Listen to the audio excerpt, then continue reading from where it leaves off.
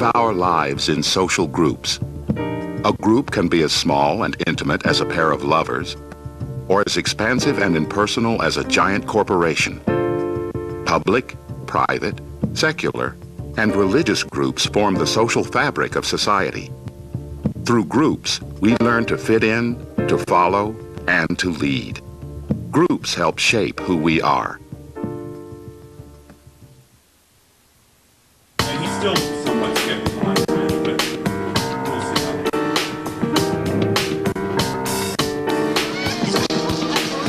how. A social group is a collection of people who are at the same place at the same time and happen to interact with each other.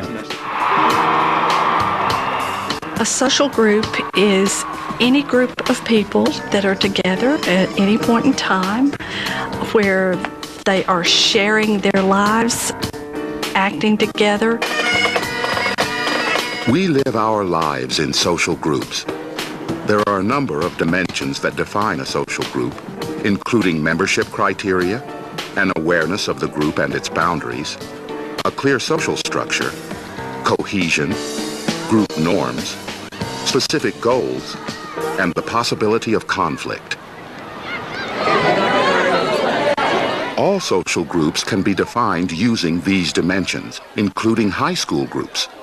High school is a time when groups take on significant meaning in our lives. The social groups we belong to help us discover who we are and play an important role in our development. I'm in National Honor Society, and I'm also in Betty Club. I'm a part of our NHS, our National Honor Society. Some of the other organizations that I belong to outside of school are the Celebration Show Choir and a cappella choir.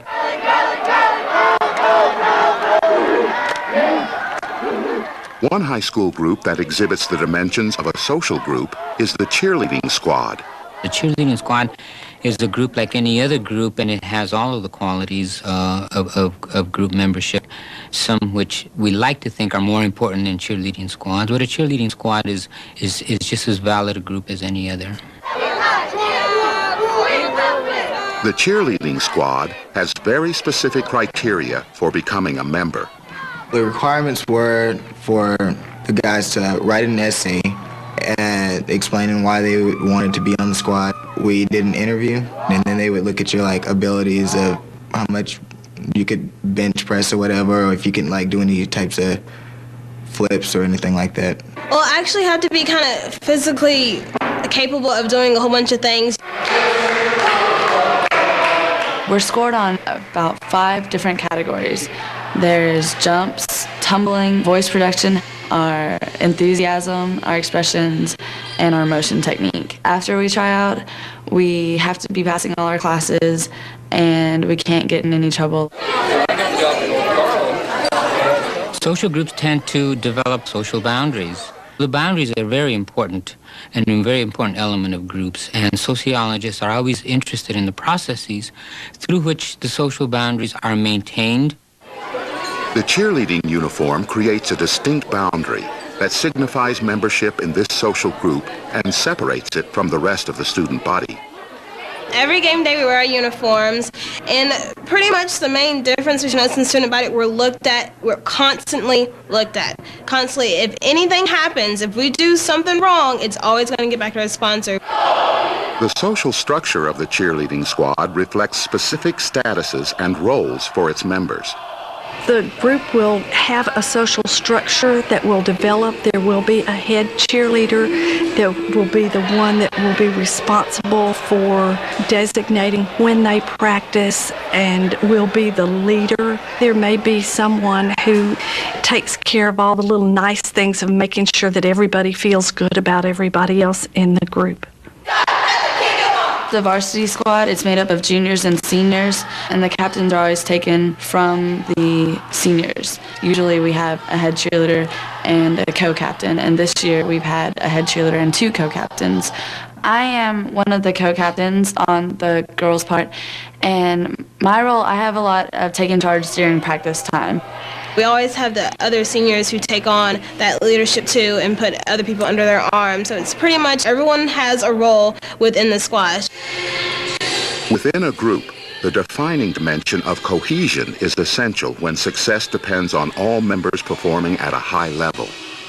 Cohesion, solidarity, unity is very important variable in groups, and the extent to which the group is able to maintain its cohesiveness.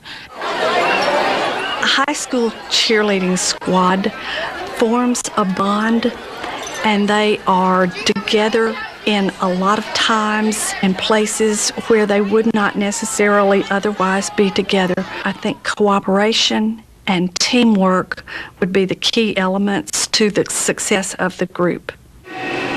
The people on my cheerleading squad are some of the people that I've been so close to all of my life, and I would not trade in for the world.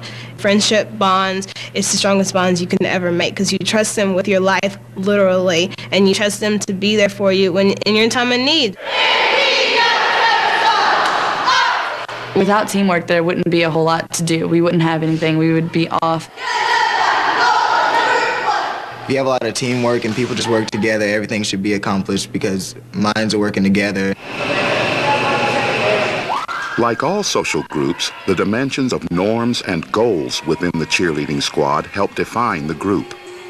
It's rare that a social group will not develop goals defined in one way or another.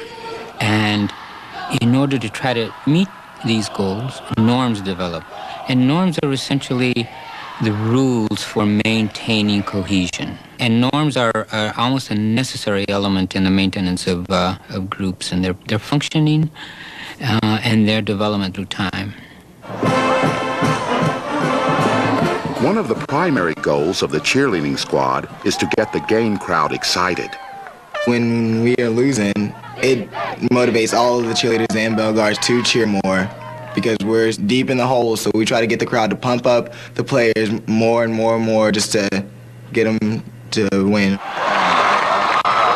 The cheerleading squad also shares another dimension that defines a social group, the possibility of conflict. There's always someone you just don't get along with just because of personality conflicts. You may not like the way they handle things, the way they talk to you, just certain stuff, but you have to learn to put that behind you while you're at practice. It's kind of hard when people have different ideas of how they should behave and how they should act, and everyone has a different background, and so it's kind of hard to find a common ground with everybody, but you have to try to make one. Usually if there's a conflict in the group, then we say one of us will go to the sponsor, or we'll just say it in the group, okay guys, we need just a vent day. We just need a day to sit down and talk it out, and that's what we do. How important are social groups like the cheerleading squad to its members and to the larger social system? Like other youth groups, cheerleading squads are venues through which a young person comes to learn about themselves, their social identity, and the way in which they are going to carry on in the society as individuals. But a cheerleading squad is also a component in a larger social system. It fits very nicely within the greater institution of the school. It plays a very important role. If you were to suddenly take out a cheerleading squad from high school, you would have a pretty deep hole in the overarching society that we can see is formed within an institution like a school. So on very many different levels, a high school cheerleading squad is a very important group.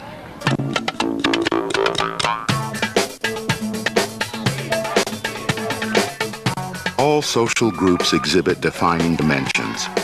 Whether it's a cheerleading squad or a national organization, a social group gives us a sense of identity and influences our choices and consequently our actions.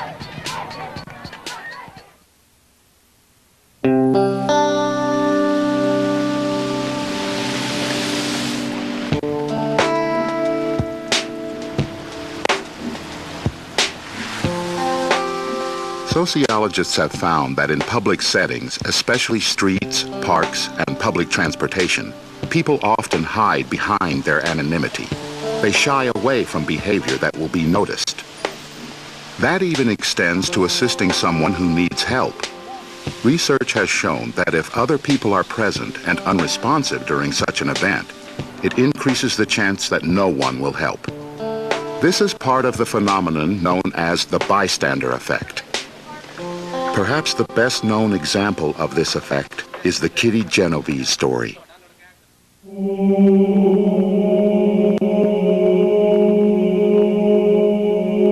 Late one evening in 1964, Miss Genovese was attacked by a man near her apartment building. She screamed for help. Lights came on in neighboring apartments, but no one intervened. No one called the police, and the attacker stabbed and raped the young woman in a stairwell of her apartment building. When interviewed later, her neighbors responded, "I was tired," or "I assumed others were helping," or "We were afraid." Americans were appalled. How could such a thing happen? As a result of the incident that happened in Central Park on Sunday evening. Then, nearly 40 years later, another incident of bystander apathy shocked America.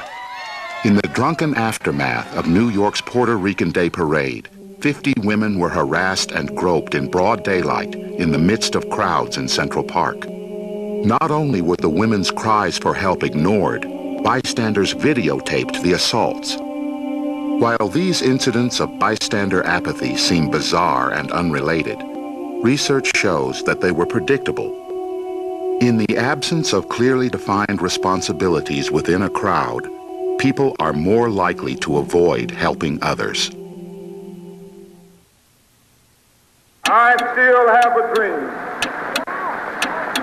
It is a dream deeply rooted in the American dream. What we need in the United States is not violence and lawlessness, but is love and wisdom and compassion toward one another. The people of the United States have already formed their opinion. The 20th century produced many great leaders in politics, social movements, and business. Although history will never record them, the century also produced thousands of effective leaders in local churches, parent-teacher associations, small businesses, and countless other organizations. I am Gunnery Sergeant Hartman, your senior drill instructor. Group leaders are often characterized according to their leadership style. Authoritarian. Today is a great day for America. Democratic. I think what our goal here is to... Or laissez-faire. Leadership style is determined by the needs of the group. Authoritarian leaders do not give any free play to conversation. They are best at making decisions when there is a crisis involved and there isn't a lot of time to get people's input. The authoritarian leader takes the lead in directing the group and takes steps in order to enforce his or her view of what has to be done or what the mission is of the group. Mr. President, we campaign on this issue. In contrast, a democratic leader encourages input from the group members before making decisions. A democratic style of leadership is most effective when there is consensus and agreement about what the problem is or what the definition of the situation is, but there's disagreement about how to go about addressing it. And when there are multiple options, each seeming like they have valid points to them. A democratic leadership style would not be very useful in a crisis because you don't have time to get everybody's input. But a democratic leadership style is excellent for when you have situations where you need a lot of reflection and discussion. There was another pretty good assumption that Bill brought up. In a laissez-faire leadership style, the leader plays a supporting role. Laissez-faire leadership is a kind of leadership that has full confidence in the ability of the members to be able to carry out the functions of the group. It is a kind of leadership that recognizes that the membership has the knowledge and the skills and the resources to be able to get things done on their own. It's a highly decentralized form of leadership. A laissez-faire leadership style is most effective, I think, when there is a situation which calls for sincere responsibility of the parties involved and not the leader. For example, a therapist who must tell a couple in a domestic dispute, you know, you need to take responsibility for this session. I'm not going to tell you what to do. I'm not going to tell you who you are. that kind of thing. The ship is filthy, Mr. Christian. Look for yourself. Look, filthy, sir. Filth there and there. Sometimes a particular leadership style doesn't match the needs of a group. A bad fit between a particular leadership style and the needs of the group can lead to an unbalanced situation for the group as a whole. The group will not be able to function as smoothly as it has before. There will be dissension and conflict. We will get him in the boat! Set him adrift! The group will generally expel or find some way to rid themselves of the leadership. Group leaders are usually characterized by their leadership style. Whether they use a style that's authoritarian, democratic, or laissez-faire, their choice is determined by the needs of the social group.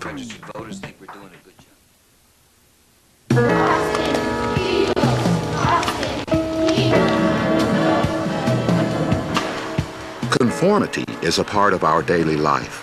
In fact, a certain amount of conformity is necessary for a complex society to function. We would not be able to survive as a society without conformity. If we didn't have conformity, it would be chaotic. It would be anarchy. That would mean that no one followed any orders, no one followed even the simplest signs of societal stability, like a stop sign, like a traffic light. If we didn't have those lessons in stability, we wouldn't be able to have an orderly and effective and efficient society. We conform to rules and regulations without thinking about it every day of our lives. And to a certain extent, it's necessary that we have a kind of mindless conformity. Otherwise, we would be taking up all our time thinking about making our payment at the toll bridge, or stopping at the red light, or conforming to certain conventions as we meet people. Many of these situations are done unthinkingly, and so they are actually a necessary part of living, especially in modern society. But conformity can have negative consequences. One of these is what sociologists call groupthink. Groupthink refers to a narrowing of thought by a group of people, leading to the perception that there is only one answer to a given question, and that to suggest otherwise is a disloyal act. Groupthink has really found a place in corporate boardrooms. For example, the Ford Pinto case taught us as sociologists that corporate boards are more than willing victims to groupthink. During that case, they agreed to allow the gas tank of a Ford Pinto to be 6 inches from the rear of a car, and their corporate lawyers said, oh, we'll only have to pay X amount of dollars for families that have victims of this Ford Pinto, but it's less expensive than changing the car. Now, that's a classic example of groupthink. Also, the whole Bridgestone-Firestone controversy over those tires that people were driving on American roads and highways was also a good example of this level of groupthink. The tragedy that brings us here today is one of the worst in auto safety history. In the year 2000, it was revealed that defective tires manufactured by the Bridgestone-Firestone Company may have caused numerous deaths. According to internal documents, the management of the company knew that an inexpensive nylon layer would make a tire less likely to fail. But in an effort to reduce costs, estimated at 90 cents per tire, management agreed to eliminate this step.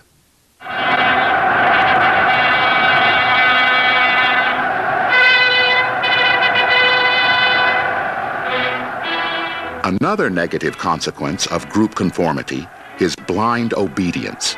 Blind obedience becomes highly destructive. And if it becomes part of a very important situation of, say, for example, of social conflict, then blind obedience can lead individuals to do things that they normally would not do.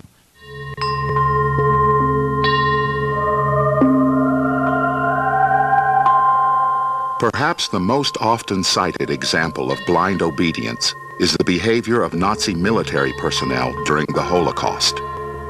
In World War II, millions of Jews and others deemed undesirable by the German government were put to death in work camps. The nightmarish images of life and death in the camps haunt us to this day. The wrongs which we seek to condemn and punish have been so calculated. After the war, the officers and soldiers who ran the camps were asked how they could have participated in such extraordinary inhumanity. Officials who go on trial for war crimes almost inevitably say that they did it because they followed orders. And to a certain extent, that's valid. Very often they do follow orders. And so crimes against humanity are those kinds of situations in which individuals can think of themselves absolved of responsibility because they're able to displace responsibility onto someone else, and permits them to then obey and to conform to the kinds of orders that they might otherwise consider immoral and that they would not do under normal circumstances. Is blind obedience a concept that only applies in extreme situations? Are we capable of such behavior? The question is asked, if Hitler asked you to electrocute a stranger, would you? And Americans, post-World War II, were thinking, oh, we would never do something like that. And Milgram's study taught us that we were quite capable. We want to find out just what effect different people have on each other as teachers and learners, and also what effect punishment will have on learning in this situation. Social psychologist Stanley Milgram conducted experiments to study obedience to perceived authority. His research showed that many people will obey the commands of an authority figure, even if it means harming another person.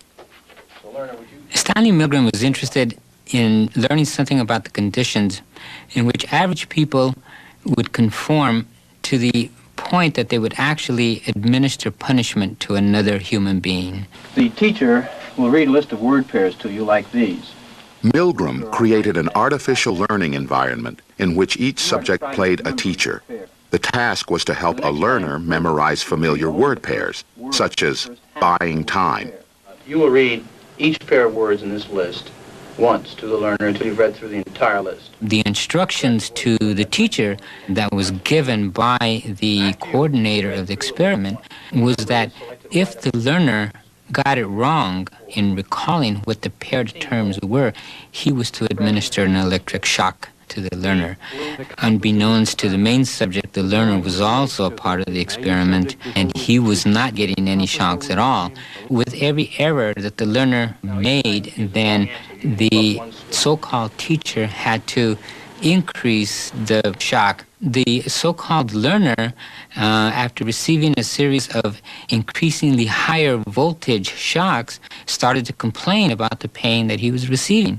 Well, now I get a shock of 75 volts. Soft hair. He kind of did some yelling in there.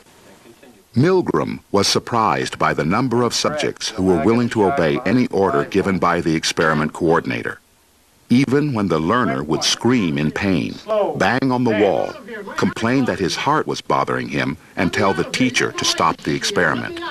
Let me out of here. Let me out. Continue, please. Let me out of here. My heart's bothering me. Go on. Something like 62 or 63% of the individuals who were participants in this kind of experiment ended up administering the highest voltage possible, 450, to someone that was expressing real pain as a result of their particular actions. 285 volts. How could ordinary individuals administer this level of pain to a perfect stranger, an act that would be considered cruel by society's norms? Even though the subject may have felt like they were violating their own norms and their own values about how human beings are treated. Can't you check in and see if he's all right, please? Not once we've started. Please continue, teacher. It was the effect and the power of the authority figure that was able to get the individual to conform in that particular way. Answer. What side was that, Private File? Sir, left side, sir! Individuals in modern military groups are expected to follow orders, even when they conflict with laws or moral values. How is this accomplished?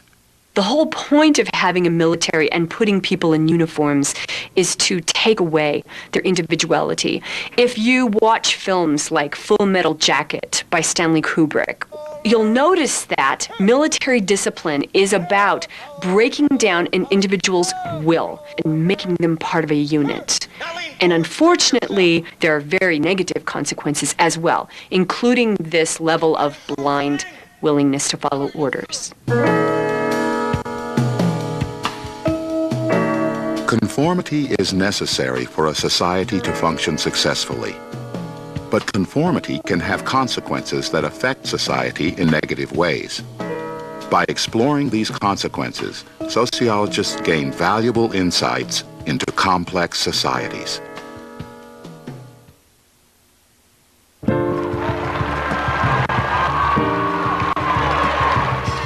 The fabric of society is composed of social groups. We carry out the majority of our daily activities in these groups, some as small as 2 people, and some as large as a multinational corporation. Social groups give us a sense of common identity and belonging. They bind members together with a set of membership rights, mutual obligations, and common goals. From now on, you will speak only when spoken to. Successful group leaders tailor their leadership style to fit the needs of the group. Please continue, teacher. Some of the consequences of conformity can be negative, but without it, social groups would not exist and society could not function.